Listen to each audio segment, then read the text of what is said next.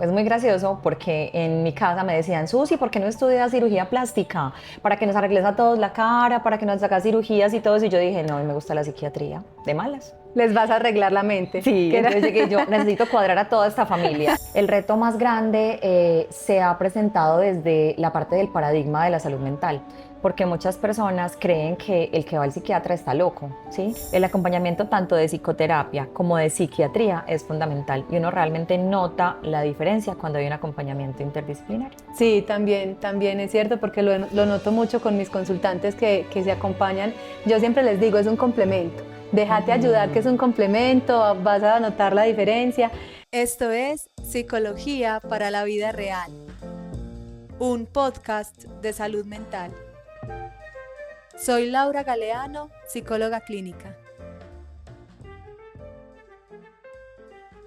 Bienvenidos a un nuevo episodio de Psicología para la Vida Real, un espacio donde las experiencias, el conocimiento, las historias se transforman en inspiración, en motivación para que vivamos con más conciencia y con salud emocional. Hoy tengo el placer de conversar con una gran invitada, una profesional que ha dedicado su vida también a entender la mente, a acompañar procesos de sanación y a debatir también los estigmas alrededor de la salud mental. Ella es Susana Zuluaga, es psiquiatra, pero además un ser humano increíble que nos va a compartir desde su experiencia profesional y personal lo que es cuidar la mente y todo lo que ha significado la elección de esta carrera. Susana, muchas gracias por estar aquí, por recibirnos, por aceptar la invitación. Gracias por la invitación, me encanta hablar de salud mental y amo la psiquiatría, entonces todas las dudas que tengan y quieran compartir, aquí estoy. Ok, así que quédate hasta el final porque este contenido va a estar supremamente interesante.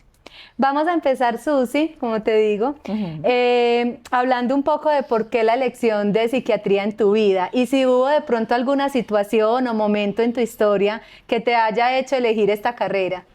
Bueno, a mí la psiquiatría me empezó a gustar desde quinto semestre. En la universidad nos ponían clase sobre esto, entonces empecé a notar los pacientes con diferentes patologías y veía de pronto las dificultades que tenían, las limitaciones que habían incluso con personas del gremio médico y aprender sobre la parte afectiva, sobre las emociones, el comportamiento de las demás personas, me pareció muy apasionante. Además, me gusta ayudar en ese aspecto, entonces esa fue pues como la razón principal. Y básicamente pues como los pacientes que vi a lo largo de mi carrera. Ok, bueno, todavía en la actualidad hay muchas personas que confunden y hay un tabú muy grande con la carrera de psiquiatría como tal. ¿Tú cómo lidiaste con esto mientras estudiabas o empezaste a ejercer? Bueno, es muy gracioso porque en mi casa me decían, Susi, ¿por qué no estudias cirugía plástica? Para que nos arregles a todos la cara, para que nos hagas cirugías y todo eso. Y yo dije, no, a mí me gusta la psiquiatría, de malas. Les vas a arreglar la mente. Sí, entonces llegué yo, necesito cuadrar a toda esta familia. Entonces decidí estudiar psiquiatría y obviamente seguí pues como por mi camino. Y bueno, me presenté también, hay que decirlo, tenía como otra opción que era otorrino. Entonces fueron mis dos opciones, digamos, fueron mis dos opciones pues como en la universidad, pero definitivamente me di cuenta que lo mío era la psiquiatría. Ok, siempre es como el llamado, ¿cierto? Sí. Como algo que lo mueve a uno hacia allá. Es importante mencionarle a las personas que tal vez no conocen mucho del tema de la psiquiatría, la profesión base es la medicina, ¿cierto? No, un psicólogo no es psiquiatra, por ejemplo, más adelantico hablaremos de esto, pero la profesión básica fue la medicina. ¿Cuál ha sido el reto más grande que te has encontrado haciendo psiquiatría? Pues como les mencionaba, a mí me encanta la psiquiatría, me encanta ayudar a todas las personas, soy feliz escuchando y tratando de buscar soluciones pues como a los problemas que tienen. El reto más grande se ha presentado desde la parte del paradigma de la salud mental, porque muchas personas creen que el que va al psiquiatra está loco, ¿sí? O es bobo, o es agresivo, entonces eso hace parte también como de ciertos mitos que probablemente hay en el entorno, entonces eso limita mucho la atención. A mí me gusta que la atención o la consulta sea conversada, busco que sea relajada, le pongo como temas para que la persona hable de forma tranquila y comente obviamente las dificultades que tiene, ¿sí? Claro. El reto definitivamente sí ha sido ese, aunque afortunadamente después de la pandemia sí me di cuenta que las personas empezaron a notar la importancia de la salud mental, porque los médicos sabíamos que después de la pandemia del COVID venía la pandemia de salud mental. Y realmente así fue. Entonces, lo importante es pues como que las personas, a pesar de todo, tienen un mayor acercamiento a esta especialidad, lo cual me parece maravilloso. Ok, sí, cada vez también desde la psicología clínica vemos que las personas también están un poquito más abiertas. Uno también encuentra a los consultantes, algunos muy reacios, pero hay muchos que ya se han abierto un poco más a la posibilidad. Y con respecto a esta profesión, digamos que, ¿qué te ha enseñado para tu vida? Ya desde lo más personal, como esa enseñanza que te deja tu carrera. Es muy gracioso porque pues desde que empecé a estudiar medicina, pues uno empieza a enfocarse también y ayudarle a toda la familia. Yo soy de las que me preocupo mucho como por todas las personas y trato en lo posible desde mi conocimiento poder aportarle a los otros. También entendí que a veces hay personas que de pronto no quieren que les ayuden, entonces también aprender a tomar esa distancia y solamente estar cuando uno sabe que la persona lo necesita es fundamental. Bueno, con respecto a, repíteme la pregunta. Con respecto a esa enseñanza de ser Bueno. psiquiatra, ¿qué te dejó? ¿Qué te deja? ¿Qué aprendiste en la vida? Bueno, con respecto a la enseñanza de ser psiquiatra, me enseñó a aprender a manejar las emociones, a hablar un poco más despacio, más pausado, tener un manejo de público, porque a uno le toca hacer conferencias, a uno le toca hacer charlas en la universidad también, exposiciones puntuales sobre casos importantes, aprender, porque a mí también me dieron un año de psicoterapia cognitivo-conductual en la universidad, Ok. tuve todo un año con una profe, entonces también tener pues como parte de conocimiento sobre todo lo que tiene que ver con lo cognitivo y lo conductual específicamente. Entonces, esa parte y ese aspecto de la psicología también me parece que es súper complementario y aprendí mucho para aplicarlo a mi vida. ¿Sí? Ok. Entonces es algo que realmente uno logra notar. Es importante que a veces uno como médico puede automedicarse, no está tan bien, pero pues desde que no tenga el conocimiento y de pronto pues como que lo pueda aplicar desde que no sea algo malo, pues eso es algo que no deberíamos hacer, ¿cierto? Pero así como uno cree que se puede hacer psicoterapia, entre comillas, y aprender cositas, uno también tiene que buscar a otros profesionales para que le puedan ayudar. Entonces es eso. Ok, Susi, cuéntanos un poco, ahorita tú eres psiquiatra, pero entonces, ¿en qué estás ejerciendo? ¿Dónde estás trabajando? Ok, yo trabajo en Mente Plena, viendo pacientes básicamente pues de consulta externa, en el consultorio Ok, particular, que es donde estoy la mayoría del tiempo, y en el Centro Oncológico de Antioquia. ok. Allá veo pacientes hospitalizados, entonces hago psiquiatría de enlace, que es la unión entre la parte de patología mental y personas con comorbilidades médicas, porque obviamente uno puede tener un diagnóstico psiquiátrico con un diagnóstico médico y obviamente pues tener ambas patologías y lo importante acá es hacer como esa interrelación o esa correlación clínica para poder Ok, ayudar de forma integral. ok, qué interesante. Susi, y esta pregunta me parece súper importante porque todavía no está muy claro. ¿Cuál es la diferencia? ¿Cómo pueden saber las personas cuándo necesitan un psiquiatra, cuándo necesitan un psicólogo y cómo esa diferencia entre las dos que normalmente tienden como a mezclar mucho? Ujú. Bueno, la mayoría de las personas dicen es que al psiquiatra voy cuando ya estoy muy mal, cuando ya no tengo nada que Ujú. hacer, cuando ya he buscado al chamán, cuando ya fui donde el cura, ya me ha pasado pacientes así.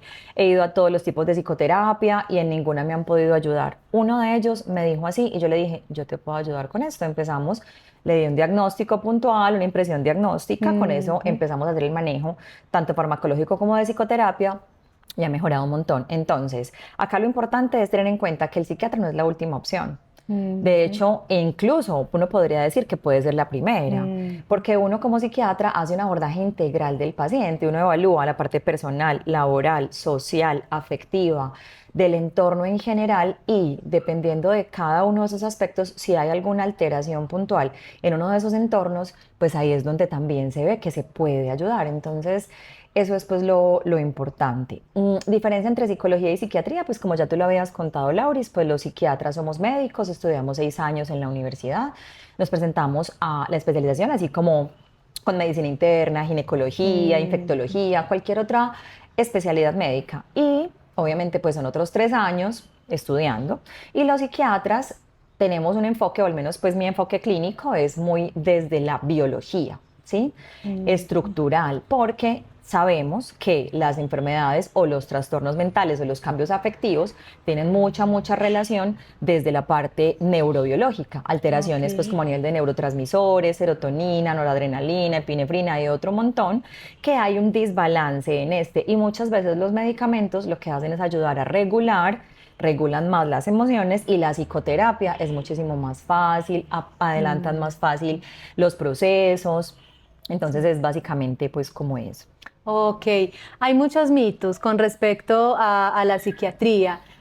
Uno de esos es, por ejemplo, lo que tiene que ver con los síntomas adversos, que todo el medicamento psiquiátrico genera síntomas horribles, que las personas terminan negándose al tratamiento es por esos síntomas adversos. ¿Qué nos quisieras aclarar al respecto? Yo siempre le digo a todos mis pacientes, mis medicamentos, mis pastillitas, como yo les digo, Sí. no emboban, no dopan ni generan dependencia. Los psiquiatras manejamos adicciones, entonces sería ilógico poner un medicamento que genere dependencia. Hay medicamentos que sí pueden tener cierto riesgo, pero nosotros lo manejamos y damos un tiempo puntual. Por ejemplo, las benzodiazepinas, clonazepam, alprazolam, midazolam, esas nosotros las ponemos por un tiempo puntual y las vamos desmontando, que son muy buenas para personas que tienen realmente síntomas ansiosos importantes y de pronto tienen una crisis muy aguda, para evitar que vayan a urgencias de forma recurrente.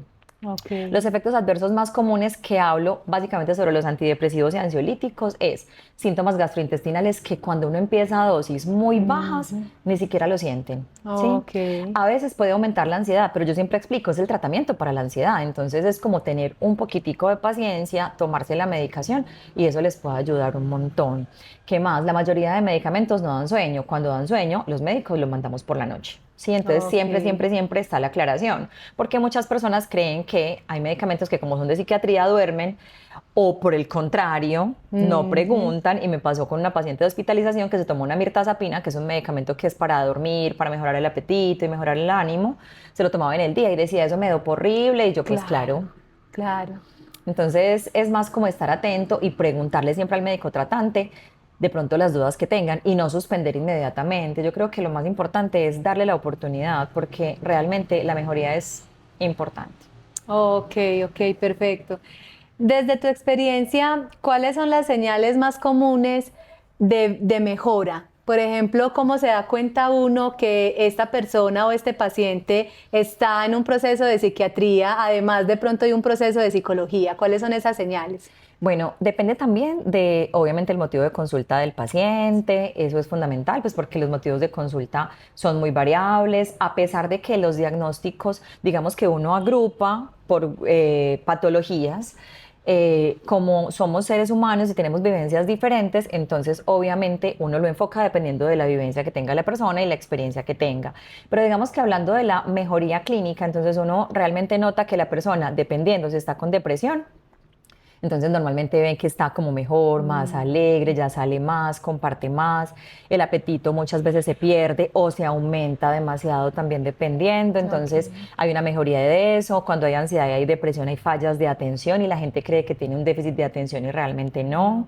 Entonces también uno empieza a notar esa mejoría a nivel laboral, al interactuar con otras personas, ven que es más fluido y que les va pues como muy bien, ¿cierto? Empiezan a verse más relajados, más tranquilos en la consulta. Cuando son ansiosos empiezan a decir, yo no sabía, pero yo pensaba que me ibas a preguntar esto, esto y esto, y empiezan como a organizar como todo el discurso en torno a, anticipándose, cuando realmente pues llegan y se van relajando y ya van viendo que la cosa pues es diferente. Entonces uno va notando también cómo se van soltando, cómo están más tranquilos.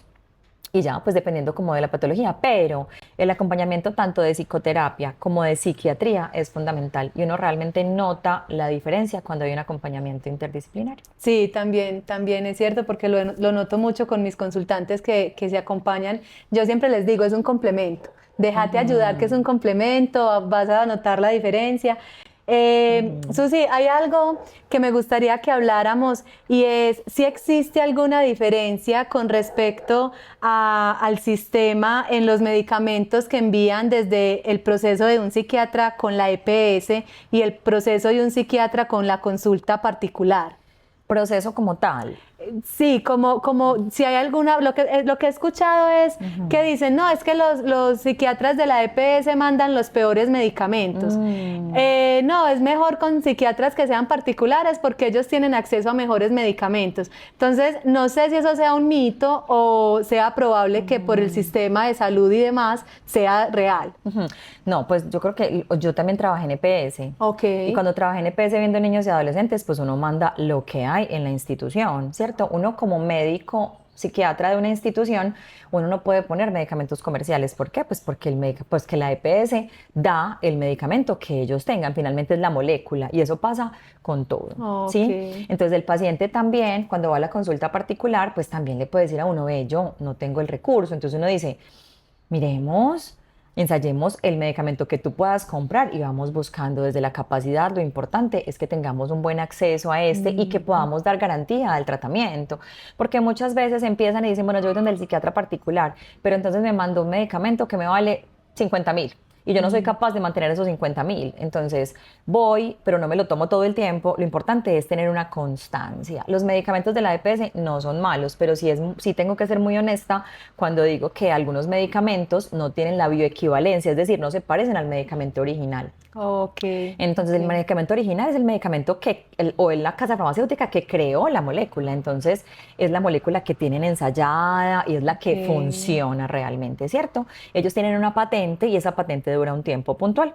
Después de esa patente, ellos ya pueden o tienen que mostrar la fórmula y ya otros laboratorios la copian y la hacen. ¿Qué cambian?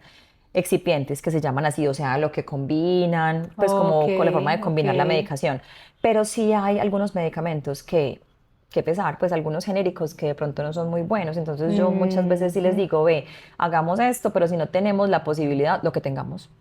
Y con eso trabajamos. Tampoco es que no vaya a funcionar. No es que no vaya a funcionar, es verdad. Y a mí me pasa también que en la consulta particular, pues yo tengo pacientes que obviamente puedo seguir cada mes y en la EPS, como la población es tan grande, cada 3 meses, cada 6 meses, o los ve el médico general de la EPS para reformularles. Entonces, digamos que la dinámica del sistema de salud es diferente. No quiere decir que sea mala, pero el tiempo de revisión, digamos que es en un tiempo más amplio, ¿sí? Y uno como psiquiatra del consultorio pues tiene la posibilidad de llamar cada mes, no por nada, sino porque uno sabe que la medicación más o menos a los 20 días o máximo al mes está haciendo efecto.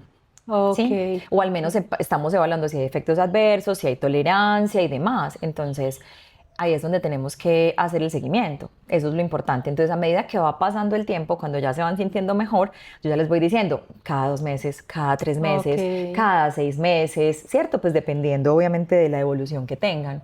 Pero digamos que esas son las diferencias. De pronto el seguimiento que se puede tener, el acceso, porque yo muchas veces he escuchado a personas que me dicen, el médico general me ha visto y no me han mandado a psiquiatra, porque definitivamente sabemos que hay más pocos psiquiatras que médicos generales. Entonces, igual, un médico general también tiene la capacidad de tratar patologías básicas, ¿sí?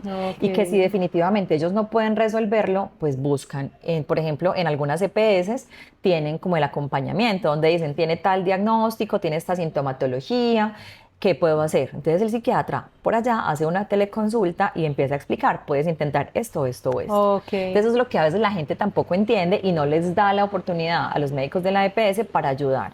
Porque hay patologías que pueden manejarse desde la medicina general también. Qué buen dato ese, Susi, porque sí, ha pasado mucho que incluso como que devalúan mucho el médico general. Eso me lo mandó un médico general, ¿el qué va a saber de eso? Y mira que finalmente están acompañados muchas veces de un psiquiatra que acompaña el proceso.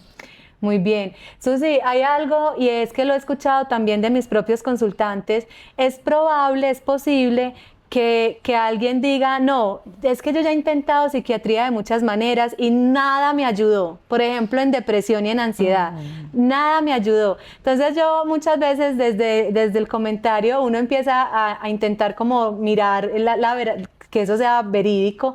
Y resulta que a veces tiene que ver es porque no cumplen los días constantes, pero llegaría a ser posible que si una persona se toma el medicamento en los tiempos, como se lo debe tomar, el que se debe tomar, en realidad no me hizo nada. No es que no haga nada, pero sí sucede que hay diagnósticos donde, o hay patologías donde la persona tiene una depresión de pronto refractaria al tratamiento. O sea, Ok. una depresión que no sea que sale con un solo antidepresivo. Entonces uno también empieza, escala la medicación. Los médicos empezamos Mm, con una dosis baja porque tenemos que buscar la tolerancia. Yo siempre ok. explico esto, entonces hay que tomarla todos los días porque la forma en cómo se absorbe, entra al estómago, se va al hígado y demás, como todo ese recorrido, pues eso hay que darle tiempo, ¿sí? Y hay Mm, personas que dicen, me lo tomé 4 días y no me sirvió, me lo tomé 15 días, me cayó mal, entonces no. Y yo les digo, es que hasta 15 días puedes sentirte mal con el medicamento. ok. Entonces es también entender eso. Y las personas lo que hacen es tomársela un día sí, un día no, un día sí, un día no, y así no va a funcionar Mm, nunca. mm. Porque lo interrumpen. Lo interrumpen y Mm, obviamente la forma en cómo se metaboliza es que hay que tomárselo todos los días, ok. ¿sí? Entonces eso afecta esa parte. Entonces por eso es que dicen que no les funciona. Yo siempre les digo, Mm, empiezo con dosis bajas, vamos escalando, escalando, escalando. Cuando vemos, se combinan antidepresivos, obviamente uno busca un grupo farmacológico diferente para que no vayan a haber efectos adversos, ok. ¿sí? Entonces uno tiene muchas posibilidades. Yo siempre les digo, sigue con un psiquiatra, no cambies, este no me gustó, me fui para donde otro, no me funcionó, me voy para donde otro, Mm, porque si no, entonces uno se pierde, uno no sabe en qué van, ok. y uno siempre pregunta, bueno, ¿qué medicamentos tomaste? Escitalopram, sertralina, fluoxetina, ninguno me funcionó, uno me cayó mal, ¿cuál te cayó mal? ¿Qué te pasó? ¿Podemos retomarlo otra vez o no? ¿Sí? A Mm, veces me pasa que llegan con todos los medicamentos posibles y yo les digo, va a tocar hacer un washout, o sea, vamos a quitarlos todos y vamos a empezar otra vez a reintroducir ok. el medicamento que probablemente le tenías miedo y cuando lo hacemos en este buen acompañamiento, lo toleran y les va bien. Ujú. Entonces, digamos que hay muchas aristas como por conversar sobre ese aspecto, pero la verdad, pues hay que darles espacio a que funcionen los medicamentos y no decir que a los 15 días no funcionó y lo quité y me fui. Claro, además porque tenemos una mente muy inmediatista, ¿cierto? Ujú. Y los medicamentos psiquiátricos tienen una característica y es que su efecto de sentir bienestar o mejoría empieza normalmente después de 20 días o un mes de tomárselos todos los días por el proceso que acabas de mencionar. Entonces es Ujú. importante que sepamos que un medicamento psiquiátrico no funciona de pronto como cualquier otro medicamento que uno se tome, que uno normalmente a las 2 horas ya está sintiendo el bienestar. No funciona tan así, Ujú, ¿cierto? es verdad. Estaba mencionando hace ratico, con Susi estaba hablando y dije medicamento psiquiátrico, que es la manera como muchas personas nos referimos. Y Susi me hizo la aclaración, que se la agradezco mucho y qué bueno que la tengamos acá, de que es mejor no decir medicamento psiquiátrico. Susi, Ujú. amplíanos un poquito por qué, por favor. Bueno, cuando uno dice medicamento psiquiátrico, eso le genera estigma a la situación. Entonces Ujú. las mismas personas dicen, yo no me quiero tomar ese medicamento o por cuánto tiempo lo tengo que tomar. Entonces eso hace que la persona tenga como aversión a esto. Y la gente también empieza, vaya, tómese su medicamento psiquiátrico, ¿cierto? De forma despectiva. Entonces yo siempre Ujú. le digo a mis pacientes, no es medicamento psiquiátrico, es un psicofármaco o un medicamento como cualquier otro, ¿sí? Ujú. Uno no dice medicamento internístico, medicamento ginecológico, ni medicamento psiquiátrico. ¿Por qué? Porque son medicamentos que mandan los médicos, ¿sí? Entonces Ujú. acá lo importante es quitarle ese rótulo, decir psicofármaco o el medicamento que me mandó el psiquiatra, ¿sí? Que Ok. eso hace que la persona se sienta más tranquila. Me ha pasado incluso con pacientes que decía, me tomo la pastillita de los loquitos. Uno me decía así, y siempre le digo a todos mis pacientes, y yo tengo un paciente que decía eso, y yo le dije, no le digas así. Cuando cambies el concepto te vas a dar cuenta que vas a aceptarlo, vas a mejorar muchísimo más. Y Ujú. realmente así sucedió. Entonces, siempre lo cuento como anécdota, incluso se lo conté a él en la consulta y yo dije, mira todo lo que mejoraste, mira el concepto que Sí. tienes. Ya hablaba tranquilamente con sus compañeros de trabajo sobre el diagnóstico que tenía y las situaciones Ok. por las que estaba pasando.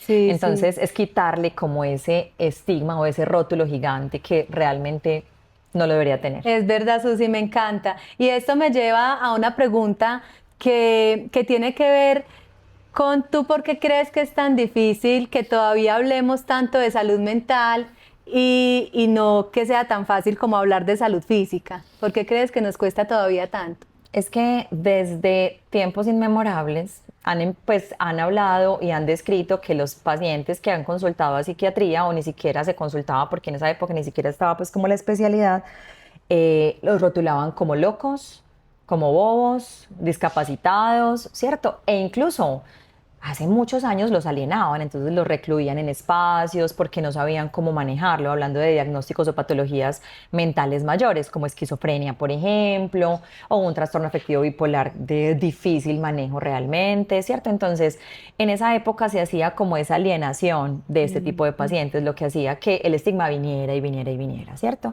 Ok. Y eso se ha venido pues presentando a lo largo del tiempo. ¿Qué pasa?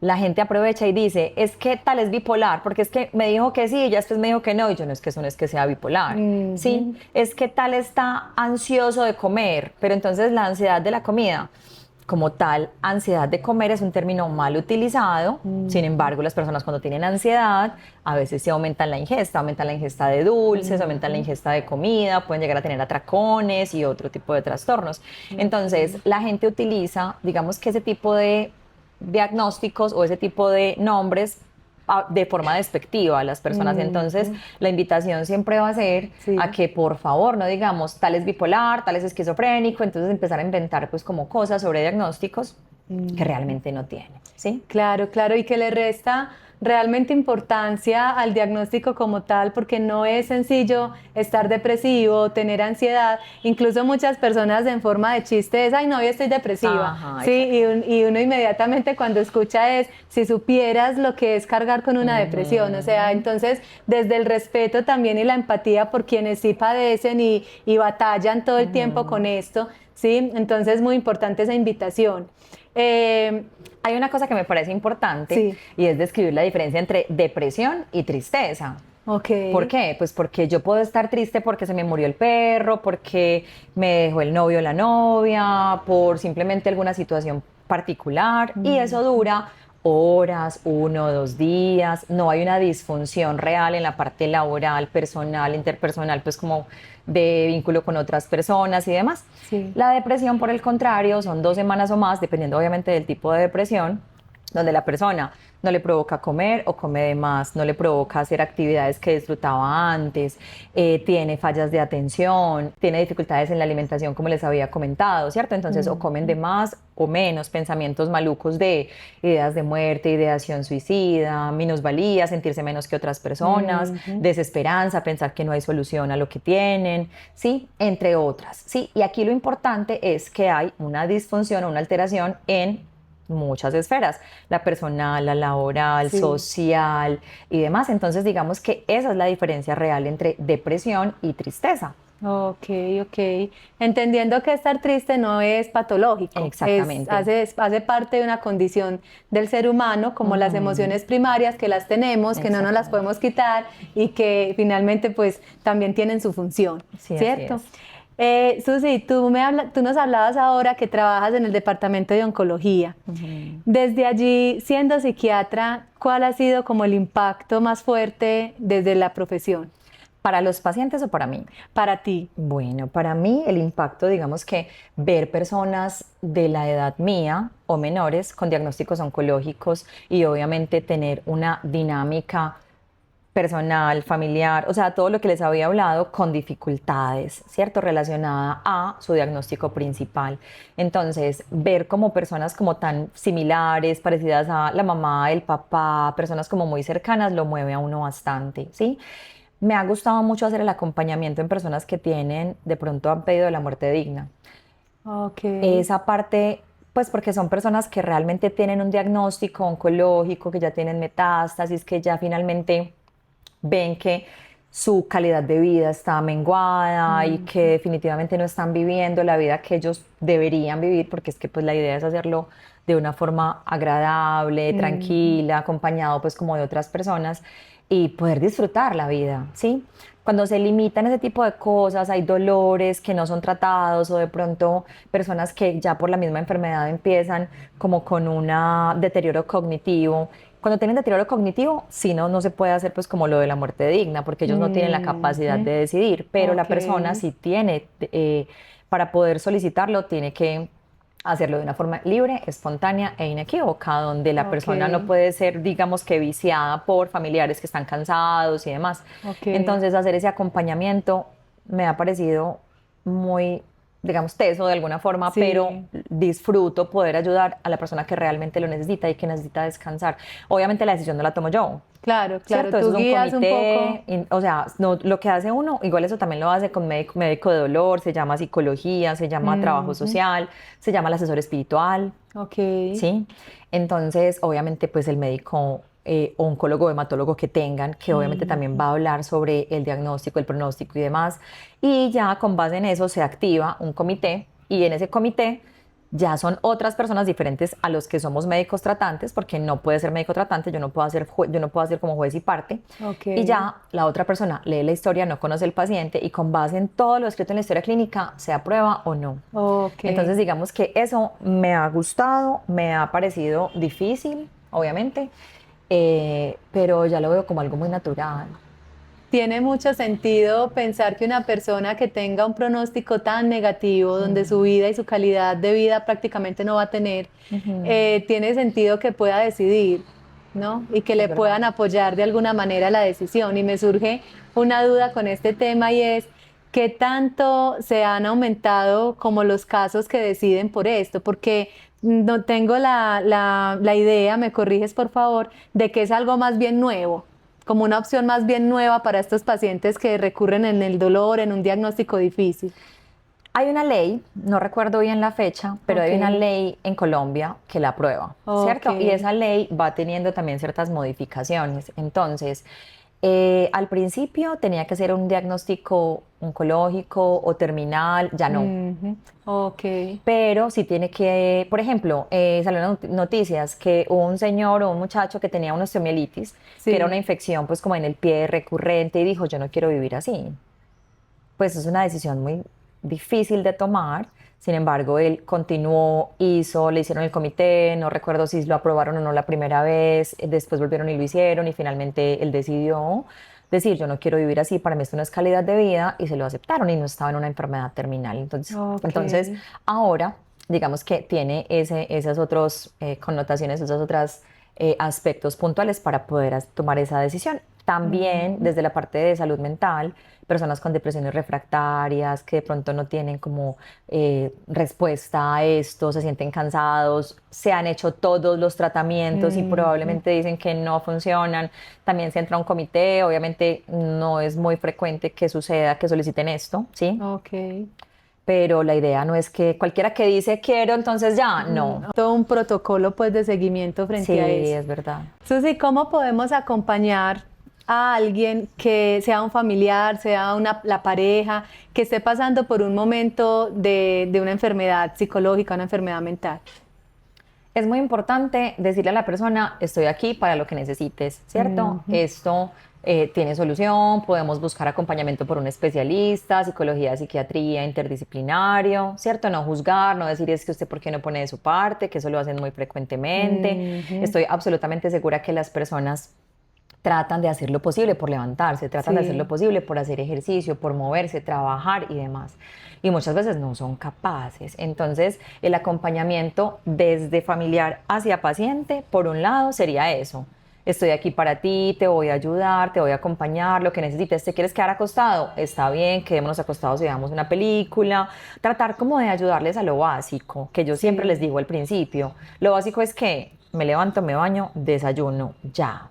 A Ujú. veces eso, hasta eso les cuesta, ¿sí? Sí.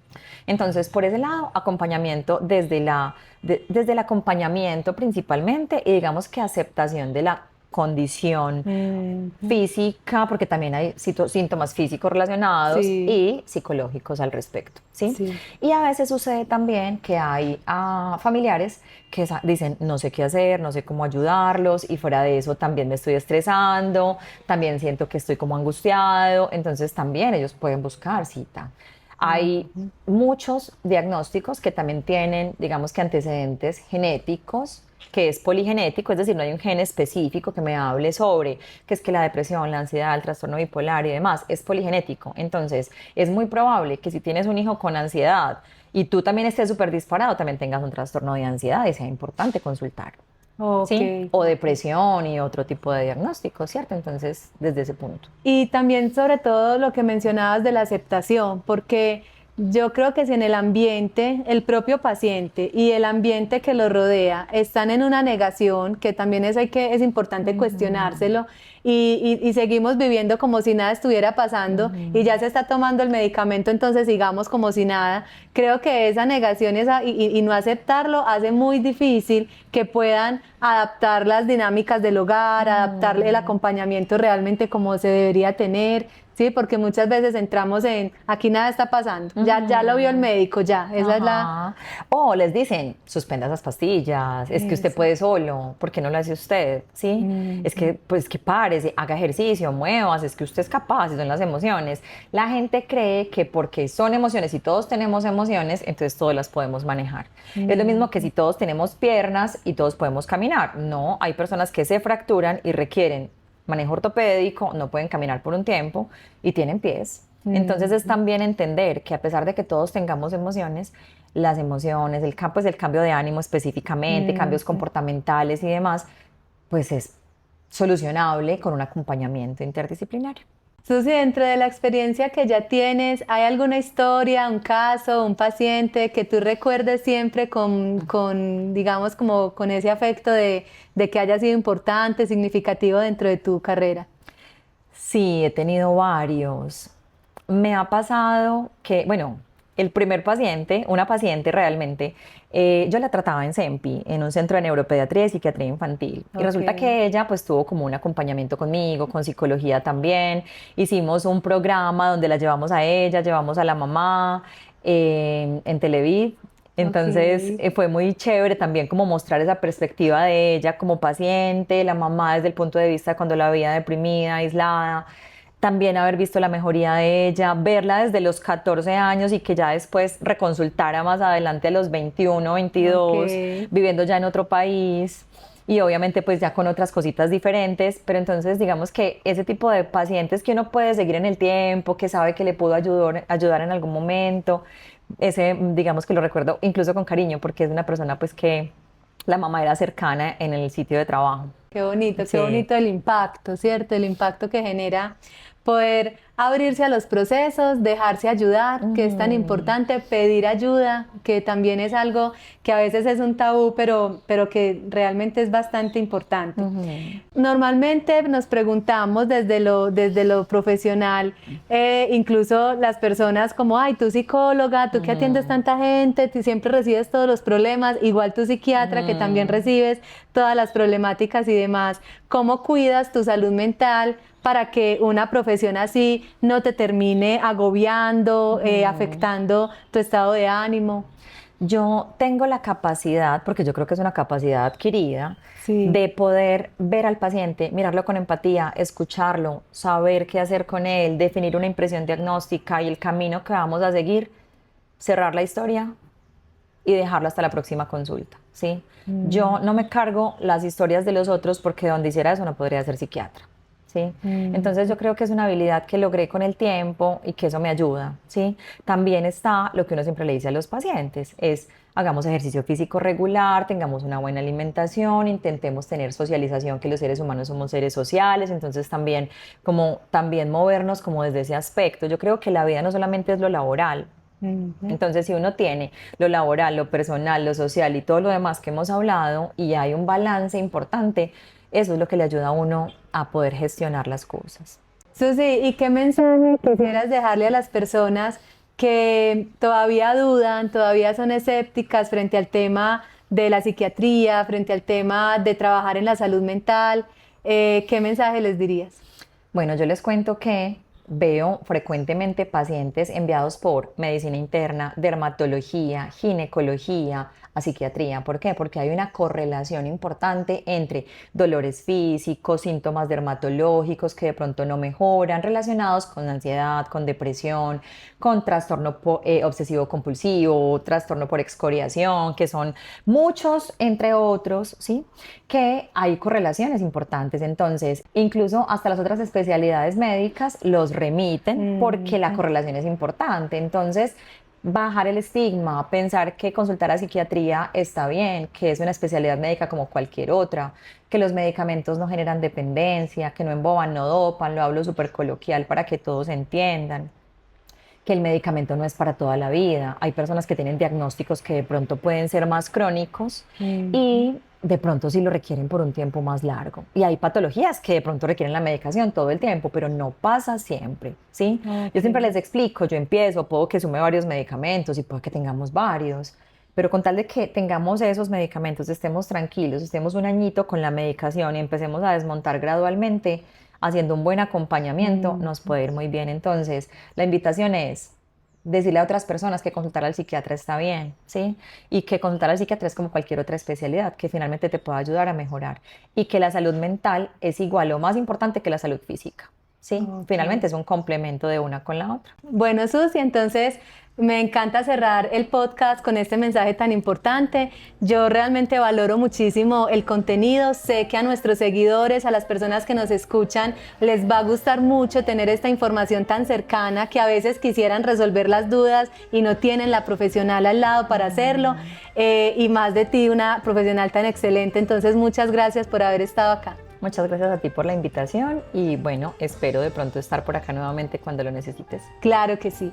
Y esperamos también que esta conversación les ayude a mirarse hacia adentro de forma más empática, a entender que hay que pedir ayuda cuando lo necesitamos, a normalizar pedir ayuda y también a entender que sanar a veces puede ser difícil, pero sí es posible si buscamos los profesionales idóneos que nos puedan ayudar.